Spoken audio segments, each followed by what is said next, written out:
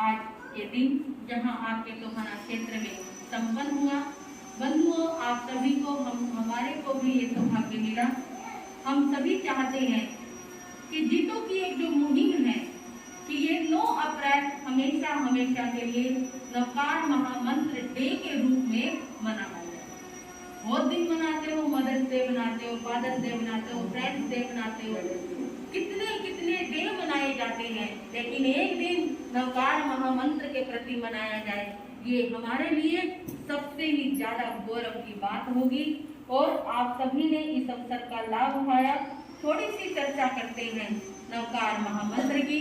वैसे तो आप सभी बचपन से ही बड़ी श्रद्धा और भक्ति के साथ नवकार महामंत्र का सुमरन करते आ रहे हैं। जन्म हुआ जब बोलना सीखा तो सबसे पहले माता पिता ने नवकार महामंत्र बोलना, यही तो विशेषता है जैन धर्म। सबसे पहले बच्चे को नमो अरिहंतानम शब्द बोलना सिखाया जाए। जिस महामंत्र को हमने बचपन से आराधा और आज भी जिसका हम बड़ी श्रद्धा और भक्ति के साथ सुमरन करते हैं, वो महामंत्र कितना उपयोगी और कितना चमत्कारी है, शायद हम इसकी महिमा के बारे में समझ ही नहीं पाते। जब भी कोई विपत्ति आती है, जब भी कोई संकट आते हैं, हम अपने गुरुओं के पास आते हैं, उनसे फरियाद करते हैं, गुरुदेव ये उपसर्ग आया है, ये संकट आया है, ये दिक्कत आई है, कोई जाप बताओ। गुरु आपको जाप बताते हैं, आप उसको श्रद्धा से सुमरन करते हैं। लेकिन यदि आपको कहा जाए नवकार महामंत्र का सुमरन करो, आप कहते हैं महाराज ये तो बचपन से करते आ रहे हैं। कोई कोई भला श्रावक तो ये भी कह देते हैं महाराज जी ये नवकार मंत्र तो हमारे घर के चूहे भी जानते हैं, ये भी कह देते हैं। तो जी इसको सुमरन करने से क्या फल, ये तो हमारे घर के चूहे भी जपते हैं। बंधुओं, इस यदि जितने भी मंत्र लिए जाए, कितना भी बड़ा मंत्र शास्त्र आप उठा करके, और सभी मंत्रों में जितने भी अक्षर है इसी नवकार महामंत्र से लिए जाए। इससे बड़ा और क्या होगा जिसमें 14 करोड़ों का सार समाया हुआ, जिसके करोड़ों देवी देवता रक्षक हो। तो ऐसा महामंत्र नवकार हमारे गुरुदेव जी महाराज विशेष रूप से इसकी आराधना साधना के विषय में बताते हैं। कहते हैं कि इस नवकार महामंत्र में 9 ग्रह छिपे हुए हैं। यदि इसका श्रद्धा और भक्ति के साथ सुमरन किया जाए तो 9 के 9 ग्रह स्वतः ही शांत हो जाते हैं।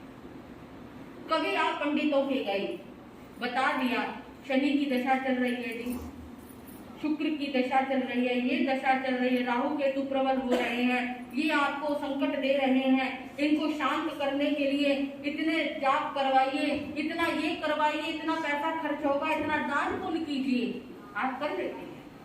लेकिन क्या उससे आराम होता है? बंधुओं, वैसे तो जो कर्म का चक्र है उसे आप बदल नहीं सकते। समय जिस घड़ी दिशा में चल रहा है वो चलता रहेगा। फिर भी यदि समय बहुत ही ज्यादा प्रबल है और तो उसको हम कर्मों की निर्जरा करते हुए उसको बदला जा सकता है। कैसे बदल सकते हो? जैसे यहाँ से आपको दिल्ली जाना है, एक व्यक्ति पैदल यात्रा करता है, उसको कितने दिन लगेंगे? महीना लग जाएगा। 20 दिन लगाने के ज्यादा से ज्यादा जल्दी चलेगा। कोई साइकिल की यात्रा करता है, उसे कुछ दिन लगेंगे। अब वही व्यक्ति गाड़ी पर जाता है, उसे कुछ घंटे लगेंगे। लेकिन वही व्यक्ति यदि एरोप्लेन से जाता है, उसे कुछ मिनट लगेंगे। रास्ता वही है, सफर वही है, लेकिन तय करने का तरीका अलग है। हमारे जो भी ग्रह दशा चलती है उसकी एक समय सीमा होती है। शनि की दशा चलेगी, लगभग 7 साल की होती है, 2.5 साल की होती है, जिसको शनि की भैया बोल देते हैं, सारस्वती बोल देते हैं। राहु की दशा चलती है तो लगभग 18 साल तक चलती है। तो हर ग्रह की अपनी अपनी एक समय सीमा है कि इतने साल तक ये हमारी कुंडली में बैठा है तो बैठा रहेगा, और हमें परेशान करना है तो करेगा, इसको कोई नहीं बदल सकता। लेकिन इस सफर को जो 18 साल जितना, 7 साल जितना लंबा सफर है, इसको तय आपको करना। अब देखना ये है कि इस सफर को आप पैदल यात्रा से सफर करते हैं, गाड़ी में जाते हैं, या फिर आप साइकिल पर जाते हैं, या फिर एरोप्लेन से जाते हैं। कर्म तो भोगने पड़ेंगे, लेकिन कर्म भोगने का तरीका अलग है, सफर तय करने का तरीका अलग है। तो महापुरुषों ने कहा पैदल यात्रा करोगे तो 18 साल तक चलते रहना, 7 साल तक चलते रहना, भोगते रहना उस दशा को। लेकिन हमारे को एक ऐसी चीज महापुरुषों ने दी, नवकार महामंत्र, जो एरोप्लेन के समान। जिस 7 साल के सफर को हम एरोप्लेन के द्वारा कुछ ही समय में समाप्त कर सकते हैं, वो है नवकार महामंत्र की आराधना। यदि इसका सुमरन किया जाए तो हम अपनी ग्रह दशा को शांत कर सकते हैं, उन्हें प्रबल बना सकते हैं, उन्हें उच्च कोटि का बना सकते हैं और उन्हें अपने अनुसार ढाल सकते हैं। ये इतना प्रभावशाली मंत्र है। थोड़ी सी मैं आपको चर्चा करके बताऊं, जिसमें पहला पद है नमो अरिहंताय। पहला पद नमो अरिहंताय। ये जो पद है श्वेत रंग का होता है, इसको रंग ऐसे ही नहीं दिए गए। आप नवकार मंत्र को देखते हैं, रंगीन अक्षरों में लिखा होता है। ये रंगीन सुंदरता के लिए नहीं है, आकर्षक दिखने के लिए नहीं है। ये जो इसको रंग दिए गए हैं ग्रहों के हिसाब से दिए गए। नमो अरिहंताय जिसका रंग है सफेद, श्वेत रंग। अब श्वेत रंग का ग्रह देखो कौन कौन सा है, चंद्रमा और शुक्र। ये दोनों जो प्लैनेट, ये दोनों जो ग्रह होते हैं, ये श्वेत रंग के होते हैं। तो यदि हमारा चंद्रमा कमजोर है, हमारा शुक्र कमजोर है, या इन दोनों ग्रहों में कोई भी किसी भी तरह की दिक्कत या परेशानी है, तो हमें नमो अरिहंताय का ज्यादा से ज्यादा जाप करना चाहिए। यदि इसका 1.25 लाख जाप कर लिया जाए, सिर्फ नमो अरिहंताय पद, अगर इसका 1.25 लाख जाप कर लिया जाए, तो चंद्रमा की जो हमारे अंदर जैसे कमजोरी चल रही है, चंद्रमा ग्रह निर्बल हो गया है, और चंद्रमा ग्रह जब निर्बल होता है तो उस समय बंधुओं डिप्रेशन सबसे जल्दी होता है। इंसान डिप्रेशन में रहने लग जाएगा, उसका किसी काम में मन नहीं लगेगा, सारे दिन चिड़चिड़ापन, सारे दिन खिचखिचाहट सी रहती है। तो यदि ऐसा सब कुछ चल रहा है, तो सबसे पहले हमें अपने चंद्र ग्रह को प्रबल बनाना चाहिए, और इसके साथ नमो अरिहंताय का सुमरन किया जाए। तो अगर पैसे की कोई दिक्कत परेशानी चल रही है, तो शुक्र ग्रह को प्रबल बनाना चाहिए। तो ऐसे में नमो अरिहंताय, अरिहंत भगवंत तो मंगल रूप है, सब कुछ देने वाले, तिनानम तार्यानम, जिनके सभी देवी देवता जिनके चरणों में नतमस्तक होते हैं, यदि उनका सुमरन आराधन किया जाए तो विशेष फलदायी होता है। दूसरा पद है नमो सिद्धानम। इसका रंग कौन सा है? हाँ जी, लाल। अब लाल रंग कौन से ग्रह का होता है? सूर्य का और मंगल, ये दोनों लाल रंग के होते हैं।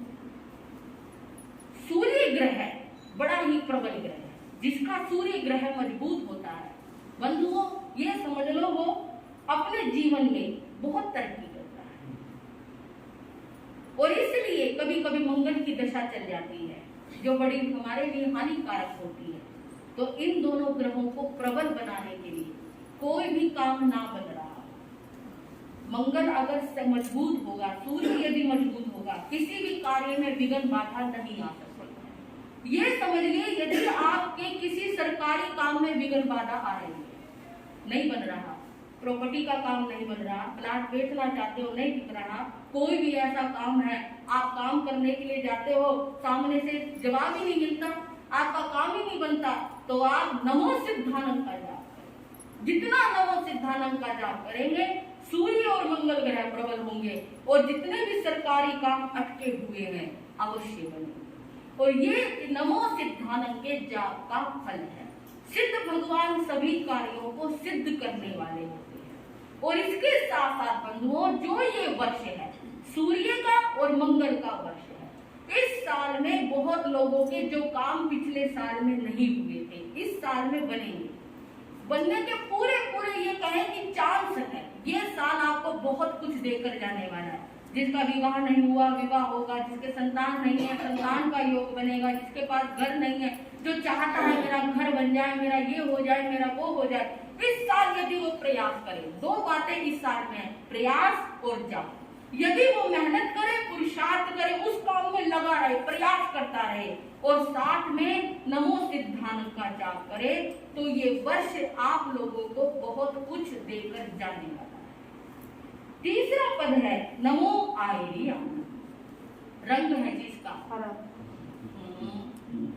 पीला, बड़ा ही मधुर रंग है पीला। पीला रंग बृहस्पति ग्रह यानी गुरु ग्रह का होता है। बंधुओं, यदि गुरु ग्रह प्रबल हो जाए, चाहे शनि की दशा हो, चाहे राहु की दशा हो, केतु की दशा हो, यदि गुरु की दृष्टि उन पर पड़ जाए तो वो कुछ नहीं होता, क्योंकि गुरु हमेशा कृपा करने वाले होते हैं।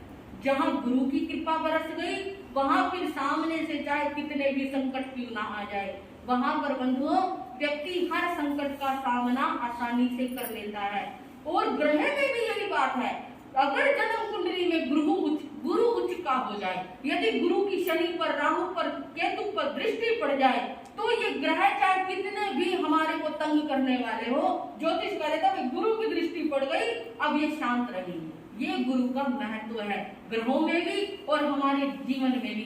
तो नमो आयरियानम पद, यदि किसी का गुरु ग्रह कमजोर है तो ये नमो आयरियानम पद का हमेशा जाप करना चाहिए, ज्यादा से ज्यादा इसका सुमरन करना चाहिए, इसका आराधन करना चाहिए। नमो उवझायनम, ये विशेष रूप से बंधुओं आजकल के बच्चों के नमो उवझायनम, रंग है हरा और इसका जो ग्रह है वो है बुध ग्रह। बुध ग्रह का रंग हरा होता है।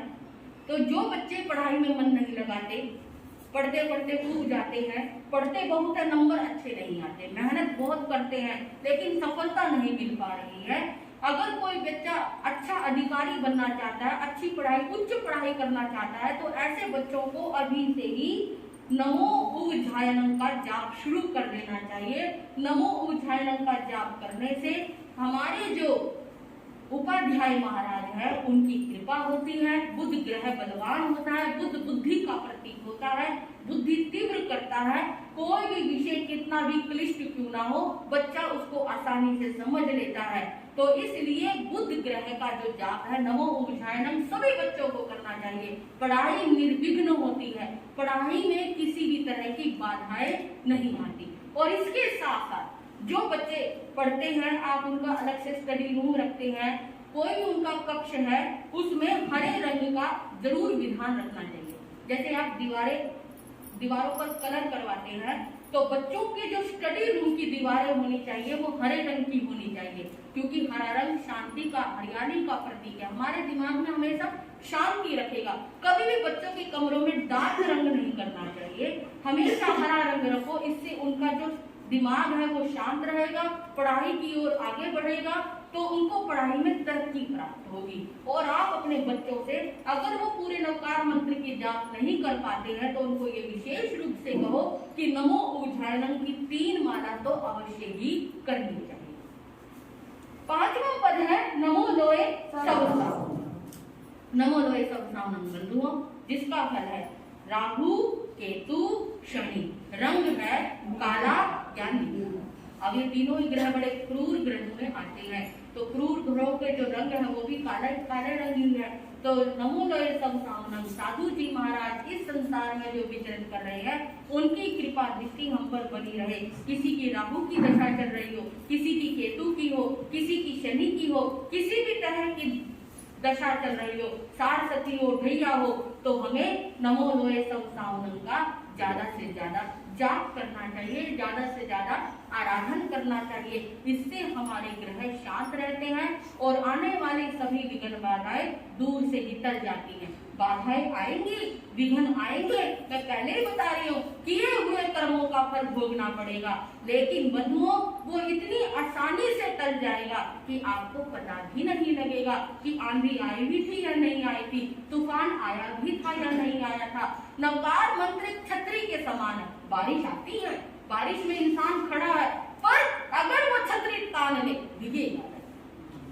जैसे खड़ा हुआ इंसान छतरी तानने से भीगता नहीं है। नवकार महामंत्र भी उस छतरी के समान है। विपत्तियां आएंगी, संकट आएंगे, पर उसको छुएंगी नहीं। ये इस महामंत्र नवकार का प्रभाव है। समय हो चला है, नहीं तो आपको ये भी बताते कि किस किस दिन जन्म लेने वाले व्यक्ति को किस किस मंत्र का जाप करना चाहिए, जिससे उसके जो जन्म तारीख के हिसाब से यदि वो जाप करता है तो विशेष फलदायी होता है। चलो फिर अगले समयों में बताने का प्रयास किया जाएगा अगर अवसर रहा तो। और आप सभी ने आज के आयोजन का भरपूर लाभ लिया। कल 10 अप्रैल जिसका सभी जैन बंधु को इंतजार होता है। वैसे तो सभी दुकानें बंद रहती हैं, इसको राष्ट्रीय अवकाश के रूप में घोषित भी किया गया है। तो मैं आप सभी से कहना चाहूंगी, वैसे तो भगवान महावीर जन्म कल्याणक महोत्सव कल पूरे भारत में मनाया जा रहा है, लेकिन समय थोड़ा कम था। टोहाना आने में सोचा कि भगवान महावीर कथा आपको सुनाई जाए, आपकी भी समाज की भी ऐसी भावना थी। कभी यहाँ पर जब महावीर जयंती हुई थी 2013 जैन समाधि में भगवान महावीर जयंती का हमने आयोजन किया था। उसके बाद 2021 में भगवान पार्श्वनाथ जयंती का आपके स्थानक में आयोजन हुआ था। और मेरे ख्याल से इस स्थानक में पहली बार हो रही है भगवान महावीर जयंती का इतना भव्य और सुंदर आयोजन पहली बार इस स्थानक में किया जा रहा है। तो और भी उल्लास और भी श्रद्धाएं आपके भीतर में होनी चाहिए।